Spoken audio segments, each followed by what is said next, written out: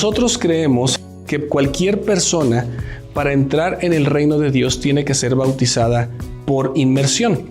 Y si estas personas tienen que ser bautizadas al entrar en el agua, tenemos una pila bautismal. La pila bautismal es donde se llevan a cabo esta ordenanza.